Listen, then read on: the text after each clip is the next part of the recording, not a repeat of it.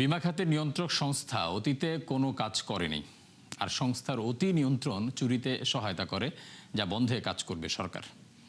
Insurance reporters forum IRF আয়োজিত সেমিনারে এসব কথা বলেন প্রধানমন্ত্রীর অর্থ ও পরিকল্পনা উপদেষ্টা রাশেদ আল মাহমুদ তিতুমির। বলেন, বিমা খাতকে দেখা হতো কমিশন ব্যবসা হিসেবে। এ সময় জলবায়ু প্রবণ দেশ হয়েও কৃষি বিমা না থাকায় আক্ষেপ করেন তিনি।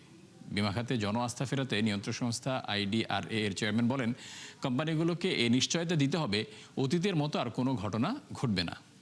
বাংলাদেশ একটা দুর্যোগ প্রবণ দেশ, সেইখানে আপনি কি কৃষি বিমার ক্ষেত্রে কি ভূমিকা?